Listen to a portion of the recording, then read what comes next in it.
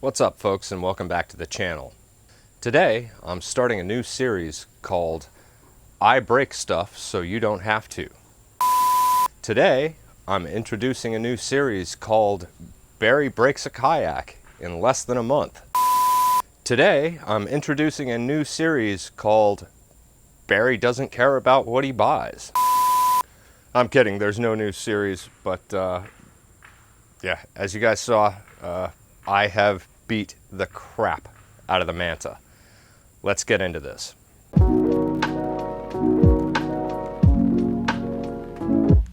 So, as you can see, I have beat this bad boy up quite a bit. And I did it intentionally. Here's where the problem comes in. We've only got one wheel skeg. Yeah, that's a problem. So what happened was when Ron and I were out on the North Branch in the trouty type area, the water was really low, the current is really fast, and there's a lot of boulders in that thing. And yeah, I ended up losing a wheel skeg. And not only that, but on this one here, and I've just got this here for demonstration purposes, the leading one is partially right there still installed, so the tip of it broke. Now, I don't think this is a Lifetime problem. I think it's a shipping problem. When I first got the Manta as one of the first deliveries at Tractor Supply, dude brought it out and a couple of its compression inserts were missing. Now, let me show you how this works. Keep the cameras rolling, keep the cameras rolling. Get some gloves on. I apologize for all the noise today. The neighbors are going nuts. They've been building a deck for about 2 years, and all of a sudden they're actually getting some work done. At any rate, this is the compression fastener. It's essentially, it's like a wall anchor. It works exactly like one. Fits into these holes. You put the skeg on, the screw goes in there, and as it goes in there further, it widens it out so it's not supposed to come out. That's fine and dandy, and probably works really, really well if not for the shipping process. Now, in light of the fact that I completely lost one of the skegs, and you can see the rash marks on this skeg, particularly at the blunt end of it, where this one actually broke off and its insert is still in place, but it busted off there. I don't think that they were tight enough, or possibly weren't installed correctly in the first place, because I do have a brand new set of them. I tried them, nothing went wrong. So that got my so that got my curiosity going while I was dealing with one. And by the way, Lifetime sent me a brand new set, complete new set with the mounting hardware, the 2 skeg wheels, and the wheels themselves. So good news is that I've got at least an extra wheel. Don't lose those little posts that keep the wheel inserted, like yay. These come out, and it's probably just because this thing is so beat up, come out pretty easily. And that was better. Now, this all got my curiosity flowing while the skeg wheels were off the kayak, to take it out to some current and see how the Manta actually performs without them installed, and whether or not these skeg wheels actually make a huge difference to the tracking of the kayak. Let's check that out. Anyway, we are headed up right to this little current strip because I'm doing something a little bit different today. I've got the Skeg wheels off of the Manta just to see how it behaves without them,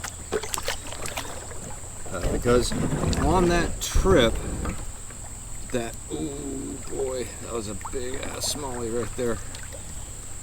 On that trip that Ron and I took recently, the wheel Skegs were a little bit problematic. They kept jamming up on things.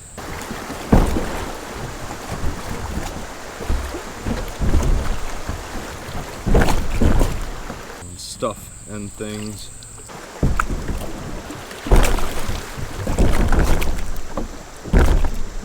And so I kind of want to see how it behaves without the wheel Skegs. And this is a minor place to do it. There's a little bit of current right upstream here that I'll mess with for a few minutes, and then I'm going to head downstream and actually try to do some fishing. So we're going to do that. We're going to check this out. I can tell you already that I'm having to do a lot more corrections to keep the kayak in line with the current. All right, so that's kind of the deal. Let's check this stuff out and get on our way and do some actual fishing today. I'm actually guessing that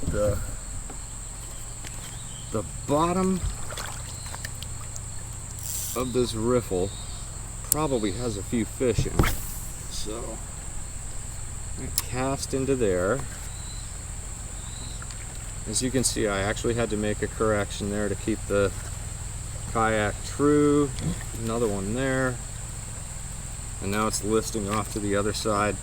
And so yeah, this tells me that the wheel Skegs make a huge difference to the performance of this thing. So we'll wait a second, we'll take it into that current and see how it behaves. It's already kind of telling me that it's not going to behave very well.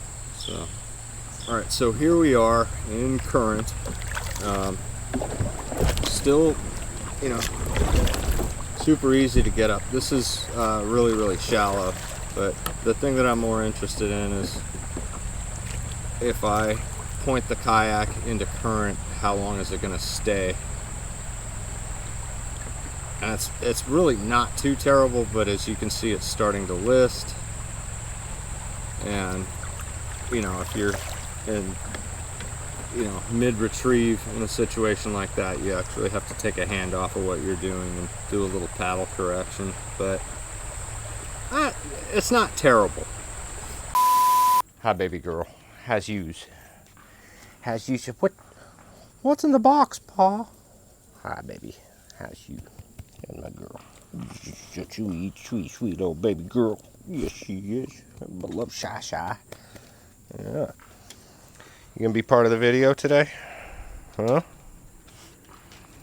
Oh, I guess you are gonna be part of the video today. Hi. She's a good girl. Yes, she is. Hey, buddy. Oh, there's Big O.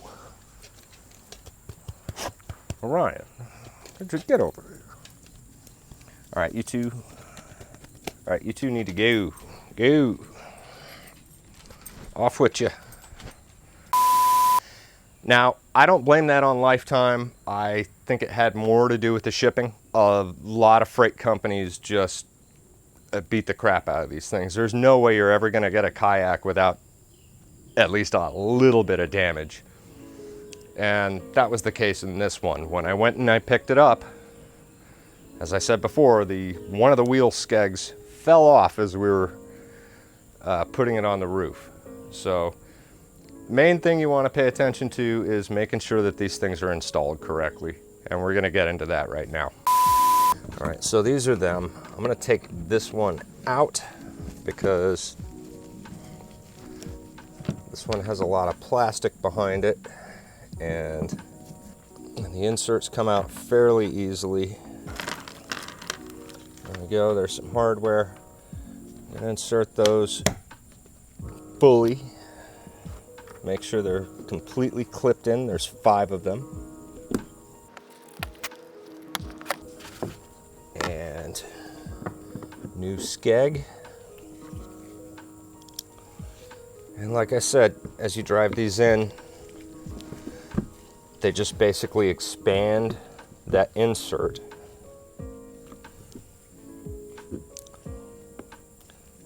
And that's that. I'd recommend doing the front first, the back next, just so everything's lined up. Now, I'm having trouble lining it up, so I'm going to loosen the front.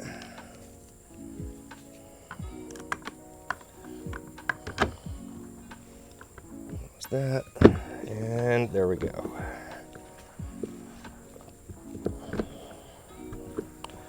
So hand tight, but a decent amount of tightness, and then you just repeat 1, 2, 3 with the others. This already feels better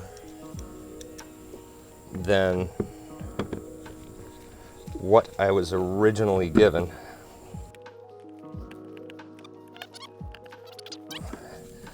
And yeah, that thing is solid. I really wish that the actual mold of the kayak overlapped this a little bit and that this was sunken in a little more. It would reduce a lot of instances where if the kayak is dragging over a rock and it gets nailed there, and you saw a bunch of instances of that in that North Branch trip. But other than that, that is pretty much it. If you go into the wheel kit, that goes in like yay, and slides in. And man, that is a lot more solid than what I got. It really, really is. Look, don't let that be a deterrent. It shouldn't be. However, if you are intentionally taking this stuff into a situation where you know that your kayak is going to get beat up like this, you should probably take off the wheel skegs. It will probably help you in the heavier current as far as maneuverability goes to not have them on. So if I hit the way North Branch Potomac, I will take those off. Absolutely 100% of the time. But if you're cruising around in lakes, ponds, mellow rivers like my home water, Monocacy and whatnot, I don't think you're ever gonna have a problem. So do not let that deter you from buying this kayak. I intentionally beat the crap out of this thing, and I kind of did just so you guys could see how it performs in heavier stuff. And it actually did quite well. I mean, you know, aside from losing that old skeg that probably wasn't installed correctly in the first place and then proceeded to get beat up in shipping. So again, don't worry about this stuff. I intentionally beat the crap out of my kayaks going into areas that most people just won't do. Those class 2s and whatnot. And I do that because there's really good fishing in those areas.